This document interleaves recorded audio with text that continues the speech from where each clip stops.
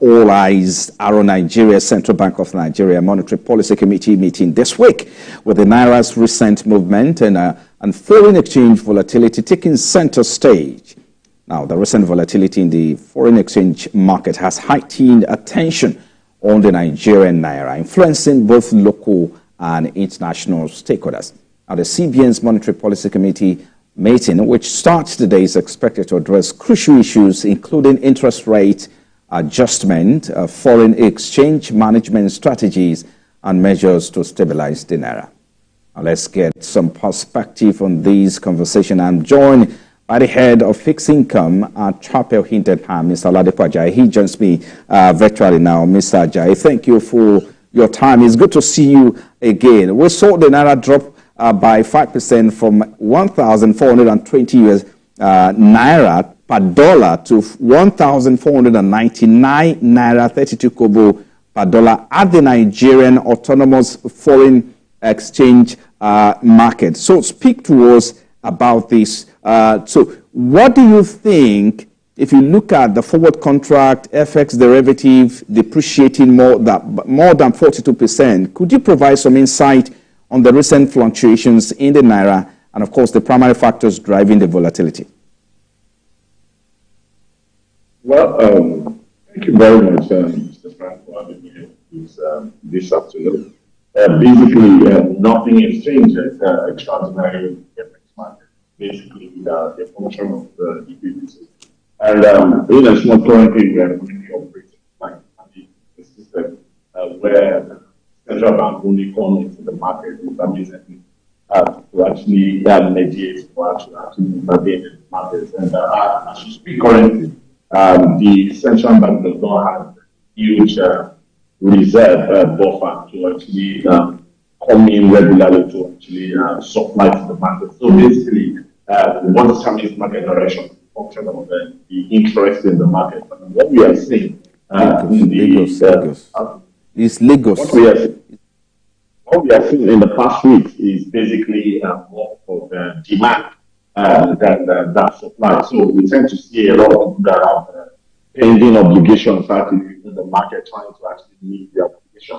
And coupled with the fact that we've seen a bit of that in the equities market, and that also is another route for investors that have actually been locked into the market trying to actually exit the market. So we'll be seeing a lot of liquidity pressure on the market. That's one of the reasons why we have seen that actually drop from that balance levels of 8,050 sometimes in early April to where we are currently trading.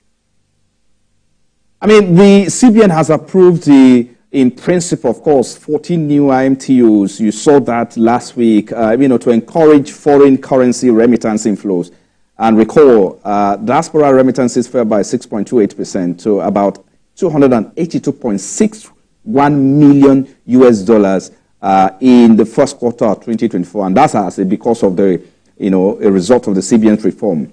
Now, this new move is likely to impact, the market, according to some experts. So, talk to us. How do you think approving, these new IMTUs will impact on the liquidity in the market? Speak to us about that.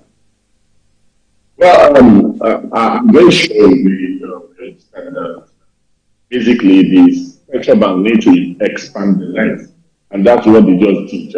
Actually approving 14 new IMTU. It's a way to further improve the cash mix of diaspora flow back into the country. A lot of people actually just do more like a B2B fund movement, but that does not go through the window of central bank. So it's very difficult for central bank to actually capture that. But by actually increasing the number of IMTs, what that would do is that it would expand and increase the volumes of inflows of the diaspora funds into the market. So basically, it's a very good move from the central bank. And what it also means to us is that in time to come, we'll actually see more inflows into the market. But one thing else I also need to point out that I still feel that central bank also need to actually finalize the circular around the BBC recapitalization of the BBC.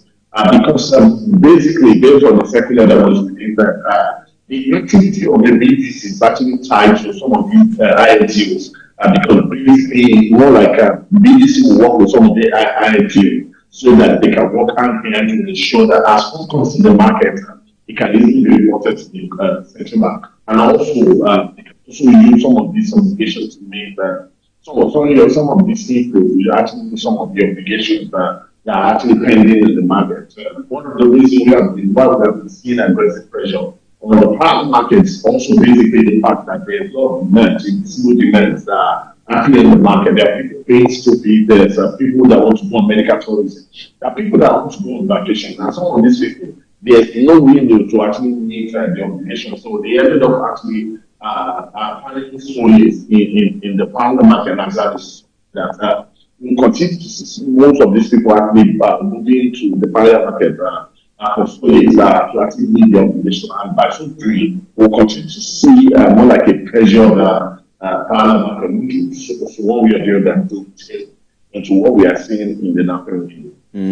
Even though these 14 IMTOs, of course, have been given approval in principle, there's a clause there, and the clause is that there has to be a minimum of $1 million for operating capital. So the question is, how do you think this will affect? Because some people are saying, look, if you set $1 million minimum capital of operations, especially those operating internationally, you're going to create room for desperation in the market. Is that the situation here? Yeah, I think I would look at this from two sides. The first side on the fact that truly, when you're trying to put that in debt account, of course, that could also be an impediment to actually achieving the numbers that you want to achieve or trying to actually bring people on board. But another side to it is that when you want to do it, if you're doing great. We don't want a situation where in no time start seeing people actually backing up on the business just as a result of the fact that they don't have a strong balance sheet to actually handle their business structure. And like I said earlier, mentioned the BDC as well, and why the central bank has also mentioned that it should be capitalized. And when the BDC is working with the IMTOs, it simply means that to a great extent that both businesses need to have a level of capital requirement that's almost same because of the responsibility that they are standing. So I think the central bank is just ensuring that anyone that's being licensed to actually carry out some of this obligation, they have to be people that actually have sound investment capacity into that business line and also have the capacity to absorb any shock that actually comes from the business. Because I know that this business is, when you're talking about FX, it's very volatile. It could mean a profit and it could mean a loss. So when you don't have a strong balance sheet and there is a unexpected shock on your book, you tend to actually see that in other businesses, and as a result of that could be the end of that. Business. Let's talk about the CBN MPC meeting, which starts today, and key policy decisions are anticipated. So speak to us. What's your outlook on the outcome? Some experts are already asking the CBN to halt interest rate tightening to allow businesses to recover from previous hikes. Well, for me, I think I'll stick to more a little where I would expect the central bank to hold this current time. And my view is premised on the fact that we saw what happened in the month of February, aggressive 100 basis points, followed by another 200 basis points in the month of March. And we saw the result of inflation figure for the month of April. Inflation is still growing, but not more like at a decelerating level now. So could it be that is the lag effect of some of these actions, aggressive actions, that have been taken by central bank that we are starting seeing the results, and that's one of the reasons why I feel that the central bank needs to look at that from that perspective. We need to be very careful so that being too aggressive in terms of rates are not a counterproductive. We know something that is clear that inflation currently is not two-sided for me. I feel there's an aspect of demand and there's an aspect of supply, and that for me, if I'm given room to actually at the top of my head to actually pick our question. I will look at it that higher percentage of this thing is coming as a result of supply rather than demand. It's not that Nigeria actually consumes too much, and that's the reason why inflation is now on the rise. I think it's more like because the costs are actually going up, it's more like a cost push rather than demand pull. So I agree with Central Bank what they're currently doing to a great extent because I don't expect the policy guys to actually take their hand and actually push everything on the fiscal policy guys. However, I feel that both need to actually work together because the central bank cannot continue to actually break rate because get a level that what you are trying to actually protect on the demand pool side, you are already pushing it back on the side because imagine, for example, Dangote CP is currently in the market and you see Dangote in the market raising about 168 days paper at 25%. It gives you a mindset of what will be the finance cost of most of these manufacturing companies. And this is someone that actually raises directly in the market. So imagine that Dangote actually approaches bank to actually get a loan. So it's very clear that he may likely get such loan at not of 30%, and which is not very good for business in such a time like this. So, and at the end of the day, some of these things will filter back to the cost, which is output price of some of these products, and this will also bring prices to a more elevated level, and that will also actually affect inflation on the cost side. So I think the central bank needs to look at these things from different aspects. I agree with central bank, like I mentioned earlier, with what they have done in the first quarter of the year, which is a very good work. And I also agree with the fact that. Just a moment. I'm sorry to butt in here. I just wanted to, so I don't lose, my thought. Talk to us specifically. What will rate adjustment look like on the economy, and of course, the impact that will have on the financial market? Recall that the spending went down in the last 2-3 months. We've seen spending, gone down there. So speak to us what potential rate adjustment will look like on the economy. Like I mentioned, I expect them to actually say, but for me, I will pick and maintain to maximum of 100 basis points if they actually want to go that line. And what the impact should be on businesses that will increase the cost of funding to businesses, and this is not actually a very good one. Like I agree with you with what we are saying. That's one of the reasons why I gave you the and what they did in Q1 and they're actually raising rate. So what happened is that people are moved from consuming into investment. So now you see the trend rate like maybe close to about 25% effective return. So rather than consuming, people are trying to actually invest, and that's the end goal, and that's one of the reasons why CBN has actually been raising rate. But the flip side to this is, as much as people are actually investing, don't also forget that the bottom outcome, which are more like and sort of manufacturing company, is that the effect on them is the fact that cost of borrowing has gone up. And when the cost of borrowing goes up, it means that the prices of goods will go up. And when the prices of goods goes up, it means that we'll still come back to a circle where it will affect inflation at the same time. And so the central bank to understand that equilibrium level where they will feel that let us see the impact of what we have done. For me, if I'm part of the MPC, I will vote for the to maintain at this point meeting. And my view, like I mentioned, is the fact that let's see the impact, because it seems that we are currently seeing the impact of what we did in the month of February and March. And that's why we saw a bit of restrictions in the month of April. So I'm rather wait for what will happen. Let's look at one more inflation figure for the month of May, and maybe we should wait to July to see if we have gotten to that point where inflation figures actually, and because we need to actually be very careful so I'm not striking on the basis that we are trying to actually.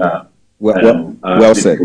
Well said. Let's quickly look at a few issues before I let you go. But let me take you to the Treasury bill market now. CBN is expected to roll out about 508.9 billion naira maturing bills in the NTB and, of course, prime market auction this Wednesday, which is just a day after the MPC meeting outcome. How is this likely to impact the market? Sure. What really links the market is that if there's any rate hike, market will factor into their rates on Wednesday. And if you have looked at the past three auctions by the PMO and through the central bank, they've been maintaining a 364-day bill at 20.7, in 182-day bill at 17.24, and at 17%, and 91-day bill at 16.24. And we are seeing that happen in three consecutive NCB auctions. But what we should mean that if there's any action on the part of the Monetary Policy Committee tomorrow, it means that market will factor down the rate. So let's assume there's 100 basis point rates like this. The market will be pricing 1 year paper around 21.2 to 21.3% level at the where we are. So it will simply put that the cost of borrowing to the government will actually go up, which will also impact private borrowers as well. Okay. Finally, before I let you go, let's talk about the money market now. I mean, analysts and experts like you are saying that the overnight rate, especially in the money market, is expected to trend downward amid expected inflows from the, the FAC allocation, which is around 817.6 billion naira. On one hand, while this is expected to support system liquidity, on the other hand, this is also going to trigger some volatility in the FX market. How do you think the monetary authority should balance these for better management going forward?